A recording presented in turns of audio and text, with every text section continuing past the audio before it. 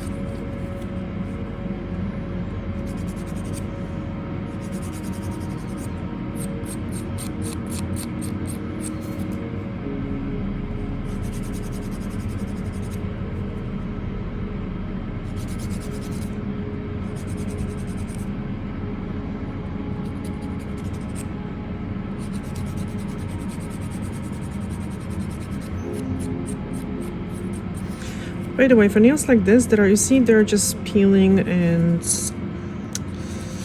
they have some surface damage from the nail polish use. So I think that the damage from the nail polish can happen, it does happen in a few ways. So it's not like one thing causes it and that's it.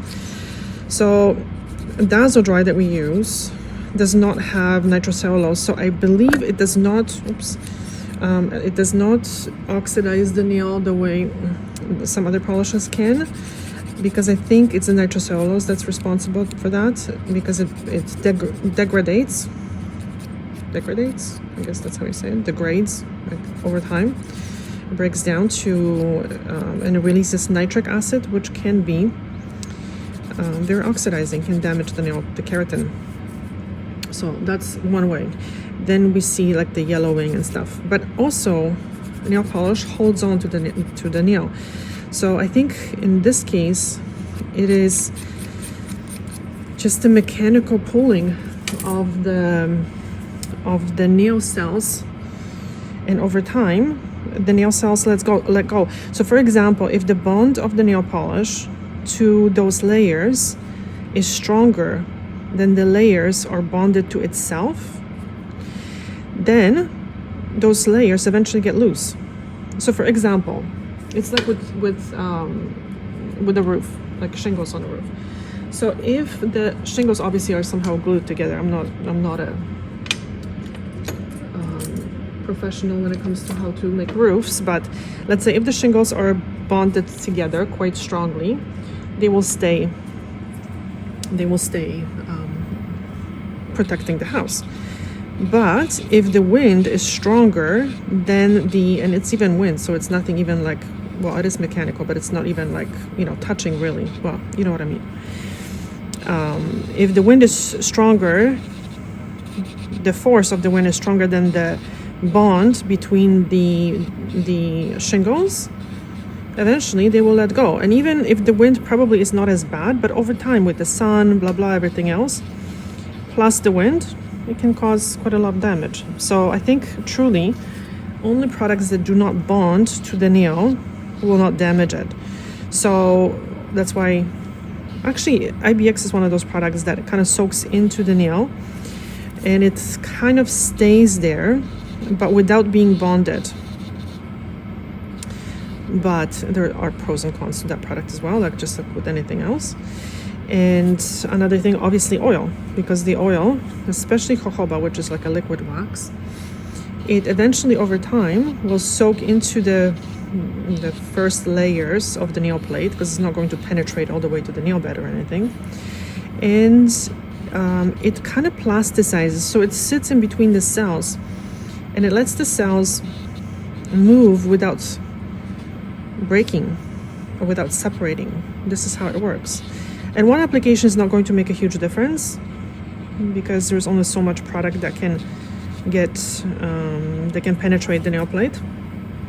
But over time, if you do it on a regular basis, and especially if you add heat, then that can help the oil to penetrate deeper. And then it's more difficult for that oil to come out of that nail, even with hand washing and things like that. So it just becomes more effective.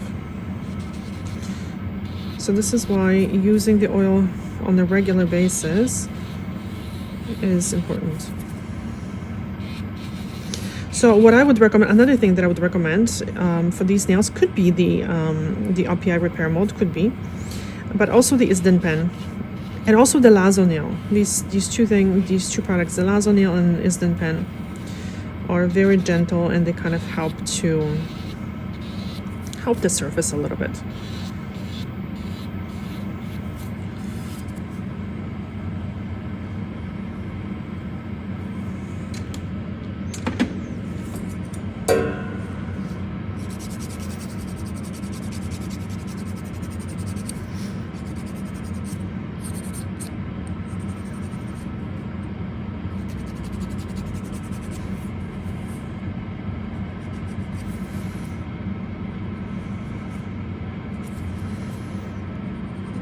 And by the way, the product that I mentioned, it's not really just an oil, but they call it that. Definitely I would put it underneath that nail as well. All the nails really, but especially when there is something that's separated.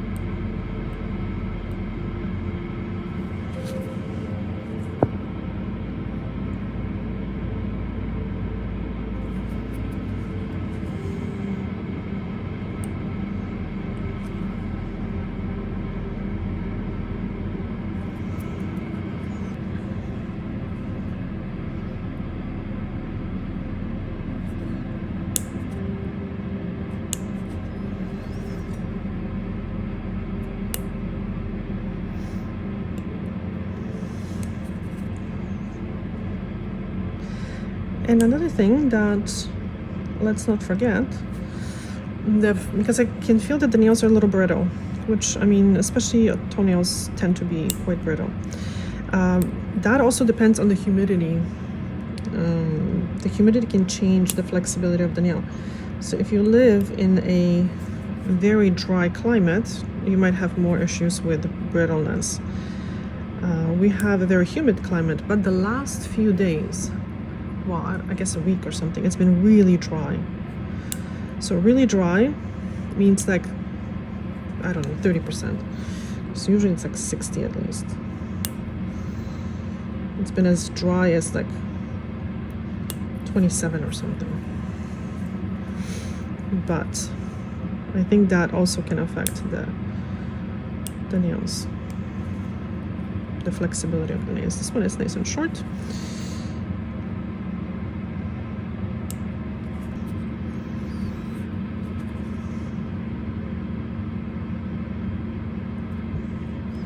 So when the nail is brittle, I make sure that I clip in like very small pieces. You can see here what I'm doing.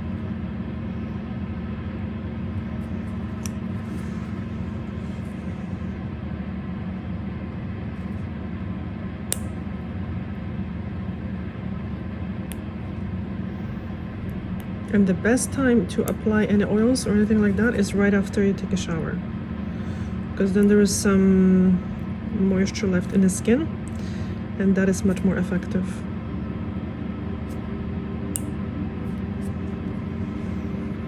Okay, this is nice. Flip this a little bit more.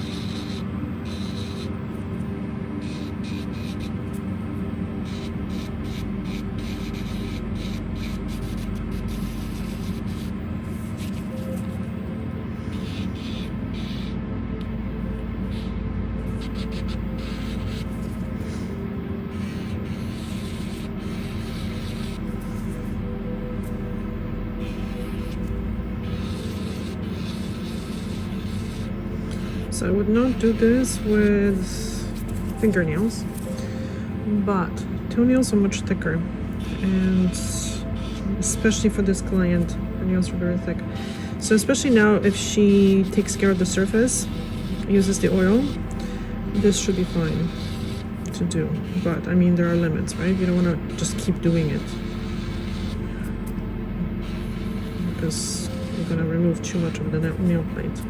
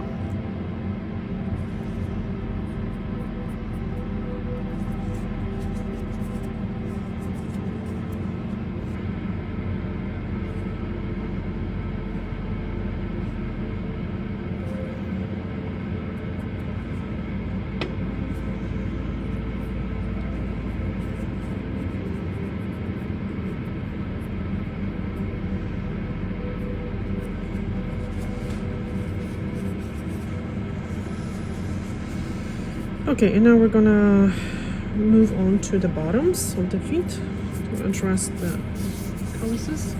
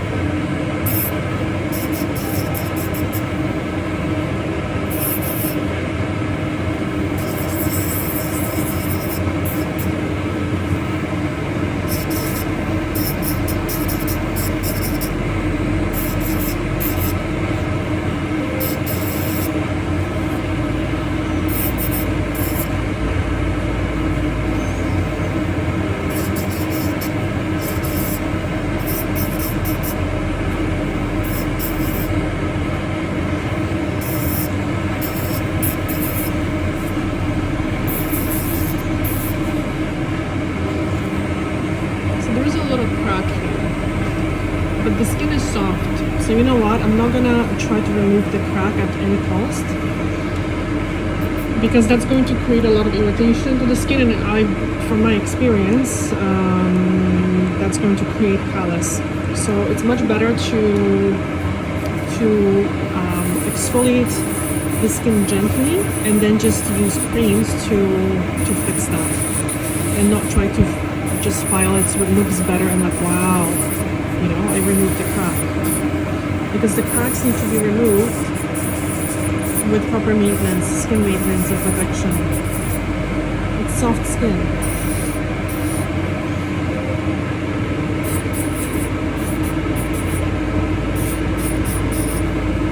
And I go by the feel, because you know what? The looks can be deceiving.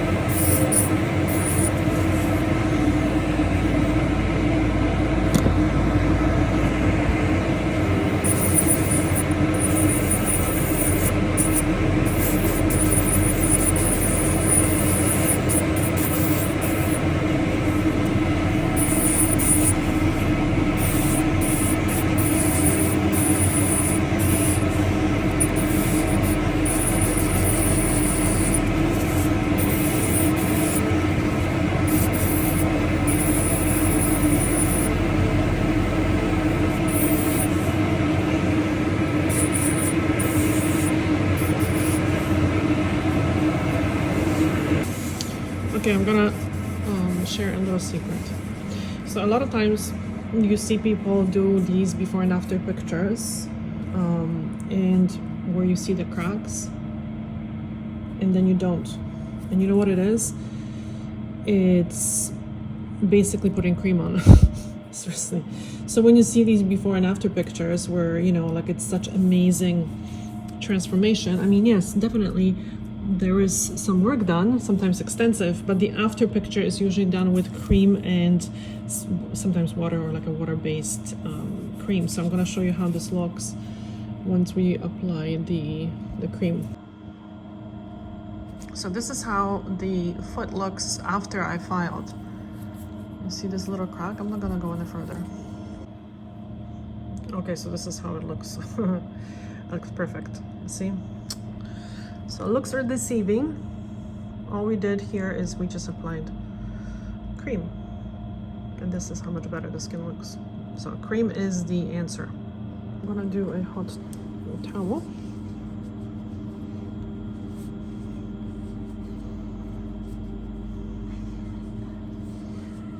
This is like the best part of the pedicure.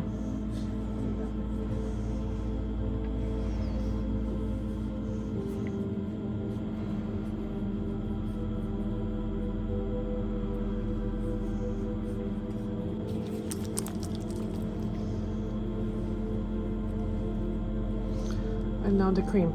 So you'll see how the skin looks after the cream is applied. So really, I didn't fix the crack. And that's not how you fix cracks. You fix cracks by, yes, light exfoliation, and I can help with the exfoliation, but to fix the skin needs to be cared for on a regular basis, and that's what fixes the skin. So by kind of showing these images to clients, you make them almost think that you are responsible for the healing or something. Meanwhile, yes, you can help, but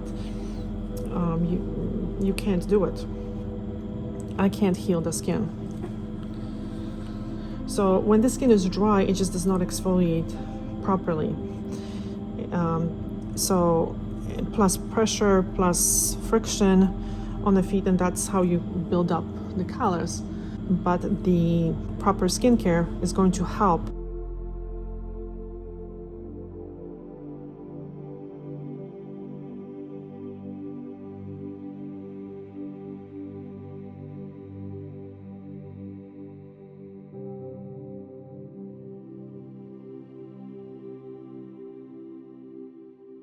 Right? Looks really good. Super natural. Like you can't even tell that there is something really done to that nail. So I'm pleased. But yes, this requires maintenance. Like even 2 weeks later, I should see the client to see how this is growing. And this is not something that you just do and then you just forget about it. No, you have to maintain it a little bit until it grows out.